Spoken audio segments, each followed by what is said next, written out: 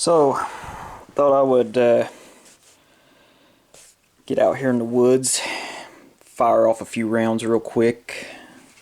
Been a little while since I fired my rifle.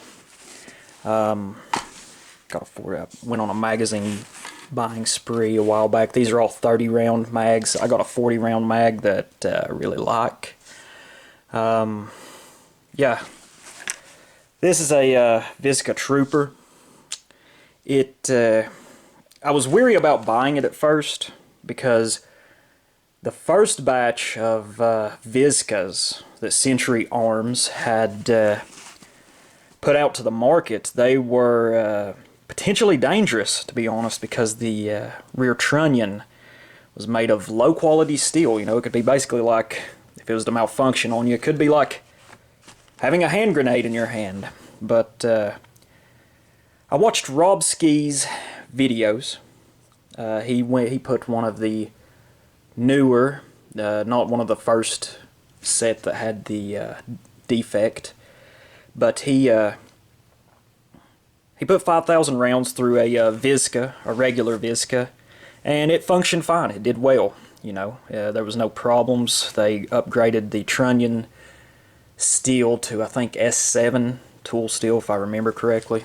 I would have much preferred to have gotten, you know, I really wanted a Wasser 10, or maybe something like a Zastava.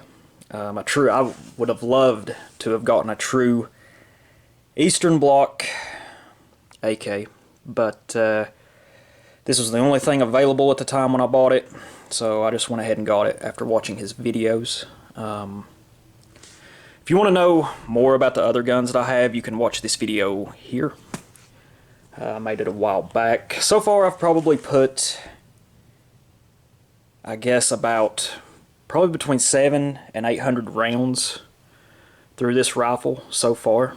It's never once jammed on me, never had any problems.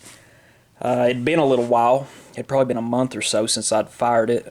Cleaned it the other day, field stripped it, and, you know, just wanted to make sure everything was in working order, which it is. The only thing I've done to this rifle is I put this handle on it, this grip, because the original one, it just feels, don't feel anywhere near as good as this one. It feels too small in my hands. But that's the only thing I've done to upgrade this rifle in the least. I'm probably not going to bother with putting any tactical stuff on it. Maybe sometime later, if I buy an AR-15, perhaps I might get into putting some tactical stuff on it. But for this one, I'm not going to bother with it. I bought this. This is a tool to zero it in. I ordered it also off of Rob Ski's website. It's to zero in your iron sights here. And yeah, it got here remarkably quick. They shipped it to me using the postal service, and I think it only took 3 days to get it here. Love Rob Ski's channel. It's a great one. I've always admired, I think, the AK-47 and its derivatives. I think they're the most aesthetically pleasing rifles they are. Now, I know a few weeks ago I was in the gun shop purchasing some ammo, and I seen an Sturmgewehr 44, and oh my gosh, it was tempting to buy it, but I mean, it was only a replica. I think it shot like 22 caliber rounds. It's just a replica.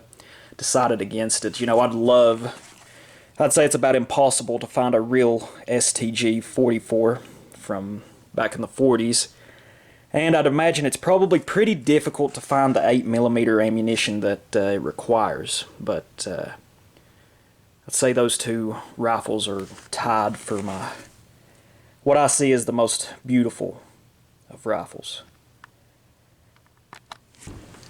So, I've been thinking a little bit lately about why the true reason is that, we should arm ourselves. For me, it's pretty simple, This is an interesting hobby, Some people do it for hobby. They do target shooting, whatever. Some people hunt. Some people shoot skeets, whatever, There's that aspect of it. But at the end of the day, the true reason that we should arm ourselves, it has nothing to do with being an American, although I guess you could say that. It has nothing to do with the Constitution or the Second Amendment. I mean, at the end of the day, just think about it, the Constitution is really, it's only a piece of paper, a piece of parchment. It guarantees our rights. It's just a piece of paper. And how often is it that we see nowadays that those that we elect, they consistently just wipe their filthy asses with the Constitution. They use it as toilet paper. You see it, they try to trample on the Second Amendment. The First Amendment is, a joke nowadays. Yeah, it's just a piece of paper. The true reason, though, that we should arm ourselves is that we are free men. We are free. Although I would argue, we're economically enslaved. That's kind of besides the point. We are free men.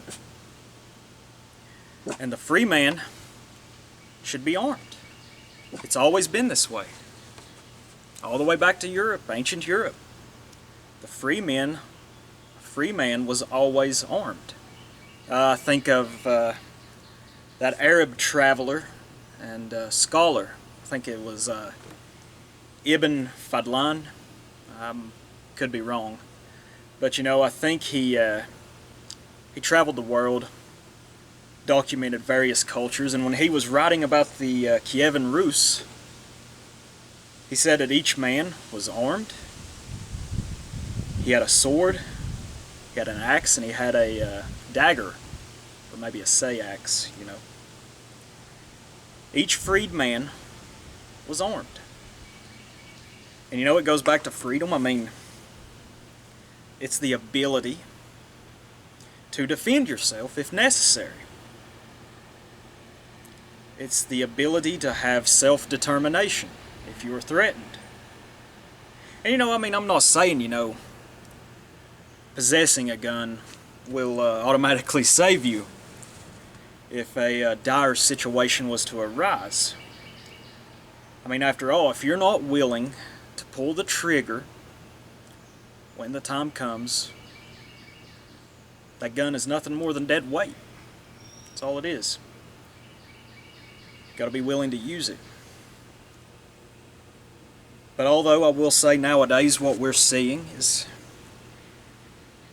say if you're white and you protect yourself from some minority trying to harm you or rob you, say you exercise your right as a freed man to self-determination and to protect yourself, protect your property, protect your family. If you're a white, you protect yourself against a minority, there's a fair chance you're not going to get a very fair trial and